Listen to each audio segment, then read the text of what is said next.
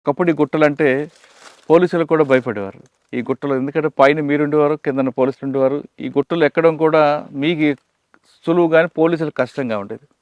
వాళ్ళ కింద కనబడితే చాలా మీరు ఫైరింగ్ చేసేవారు. అక్కడి నుండి అటు మీరు పారిపోయేవారు. అటువైపు పరుపులు గుట్టు ఉంటుంది, కిందన కిందకోసం జగిత్యాల కోరుట్ల అటు వెళ్ళారు.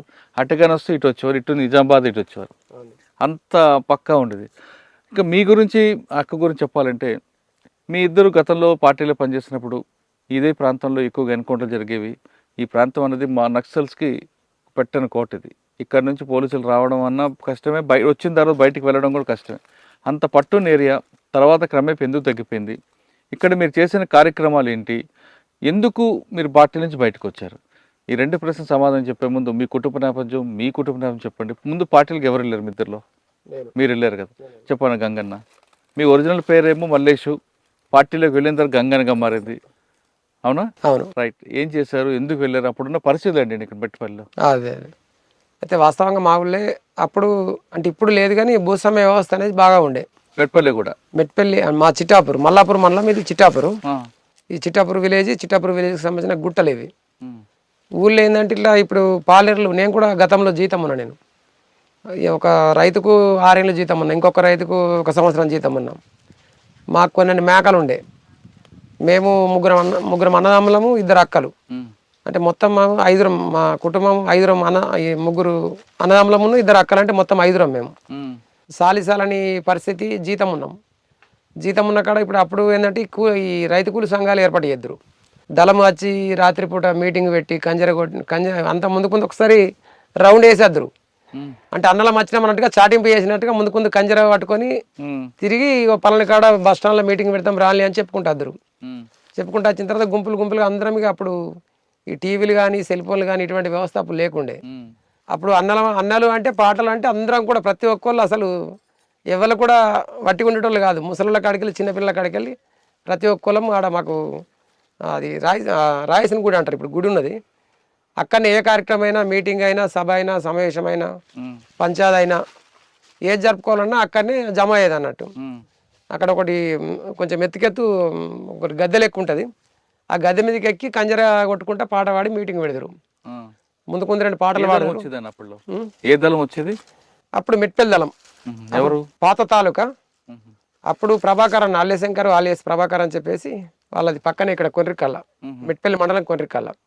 ప్రభాకర్ అన్న ప్రమోషన్ మీద జిల్లా కమిటీ సభ్యుడై వెళ్ళిపోయిన తర్వాత సాగర్ వచ్చాడు. సాగర్ అంటే అలా వాయులపల్లి, జమ్మికుంట ఏరియా, హుజరాబాద్ ఏరియా.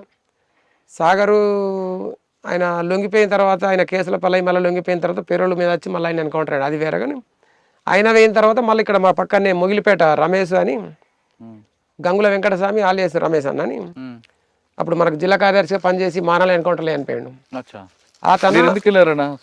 అప్పుడు మేము ఇదే రైతు కూలి సంఘం పెట్టారు ఇక్కడ దాసరి గంగమల్లయ్య అని చెప్పేసి. మాకు ఆయన జిఆర్డి కమాండర్ ఉండే. జిఆర్డి అంటే గ్రామ రక్షక దళం. జిఆర్డి అంటే గ్రామ రక్షక దళం కమాండర్ ఉండే. కమాండర్ అంటే అప్పుడు నిర్బంధం బాగుంటుండే. మేము రోజు ఇట్లా గుట్టల వైపు, ఇటు తోటల వైపు, అటు ఇటు గొర్రెలకు పోతుంటాం. గొర్రెలకు కానీ, ఆవులకు కానీ, లేకపోతే రైతుకు జీతం ఉన్న కాడ పనికి పోయినప్పుడు మాకు కలుతుండే. కలిసి మీరు తమ్ముడు ఇట్లా జీతం ఉండడు కాదు, మీరు ఖచ్చితంగా చదువుకోవాలా, ఇట్లా బాలల సంఘం ఏర్పాటు చేసుకోవాలని చెప్పేసి మాకు తను బోధించేది. బోధించినప్పుడు ఎందుకంటే మాకు కూడా ఏమనిపిస్తే అంటే, అన్న మరి మాకు అన్నలు కల్పిస్తామనంటే కల్పిస్తా తప్పకుండా అని చెప్పేసి 2-3 సార్లు ఇక్కడ యూసుఫ్ నగర్ అని మా పక్కనే ఉంటుంది. యూసుఫ్ నగర్ దగ్గరికి ఒకసారి తీసుకుపోయిండు, ఐలాపూర్ దగ్గరికి ఒకసారి, ఇంకోసారి ముగిలిపేట దగ్గరికి ఒకసారి, ఇట్లా 2-3 సార్లు దళం దగ్గరికి తీసుకుపోయాడు. తీసుకుపోయిన తర్వాత వాళ్ళని నిజంగా చూసే వరకల్లా మాకు కూడా ఏమనిపించింది అంటే నిజంగా మనం కూడా ఇట్లా ఉండాలి అనేది. అందుకని ఆ డీప్ కూడా ఇప్పటికి అట్లే పెట్టుకున్నా. అంటే అప్పటికైనా ఎప్పటికైనా నాకు అది దాని మీద మమకారం అనేది తగ్గది. ఎందుకంటే నిజ జీవితాలు మనం అనుభవించి వచ్చినాం కాబట్టి అది రియల్గా ఒక రియల్ హీరో లెక్క అనిపిస్తుంది. కాబట్టి మనం కూడా పోవాలనేది నాకు కసి ఉండే. కానీ వాళ్ళు మేము పోదామన్నప్పుడు తీసుకోలేరు వాళ్ళు. ఎందుకు? మీరు ఖచ్చితంగా ఊళ్ళే ఉండాలి, ఇట్లా సంఘం పెట్టుకోవాలి అనేది బాలల సంఘం పెట్టారు. అసలు మాకు చదువు రాకపోవు అప్పుడు.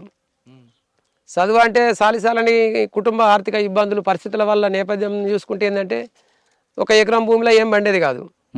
మా అన్న జీతం ఉంటుండే, నేను ఒకరికి జీతం ఉన్నా, మా తమ్ముడు ఇంకో ఆయనకు జీతం ఉన్నాడు.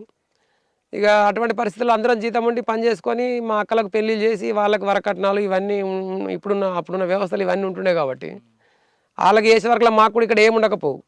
అసలు ఓసారి అన్నం తిందామంటే కూడా సరిపోయేంత పరిస్థితి ఉండకపోవు. అప్పుడు ఎక్కువ గడక కానీ అన్నం కానీ అన్నం కొద్దిగా అంత ఉంటుండే. చుట్టాలు వస్తే అన్నం వండుదురు. అసలు వాస్తవంగా గడకనే.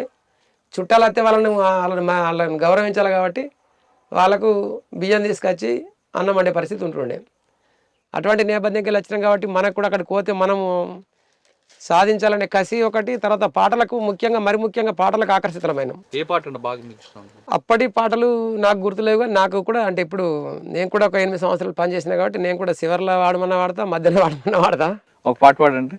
తూర్పు కనుమల్లో సూర్యుడు ఉదయించే, అల్లమ్మనోరుడు తూర్పు కోటలో ఉదయించే, అల్లమ్మనోరుడు తూర్పు కోటలో ఉదయించే, ఓరు గల్లులో విద్యార్థుద్యమ నాయకుడవై వెలిగినవన్నా, నాయకుడవై వెలిగినవన్నా, అన్నగాళ్ళను హత్యలు చేసి ఉద్యమాన్ని ఆపుతామంటూ, ఉద్యమాన్ని ఆపుతామంటూ, కలలు గన్న శత్రు ఎత్తుల సిత్తు జయ గదిలినావే, సిత్తు జయ గదిలినావే, ఓరు గల్లు పట్టణ ఆర్గనైజర్ అయి ప్రజలల్లో నువ్వు కలిసినావే, తూర్పు కనుమల్లో సూర్యుడు ఉదయించే, అల్లమ్మనోరుడు తూర్పు కోటలో ఉదయించే, అల్లమ్మనోరుడు తూర్పు కోటలో ఉదయించే, పోలీసు బుద్ధులు అర్థం గాని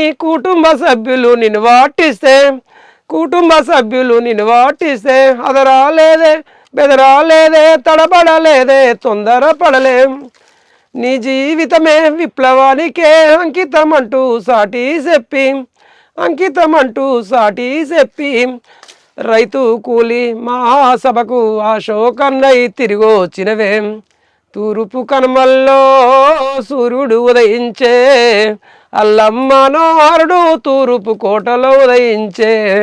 మీ గురించి చెప్పండి, మీరు ఎందుకు వెళ్ళారు? మేము గొల్లపల్లి మండలం ఎనుమట గ్రామం మాది. మేము ముగ్గురం, ఒక తమ్ముడు చెల్లి, నేను పెద్ద నేనే వాళ్ళిద్దరికి అంటే.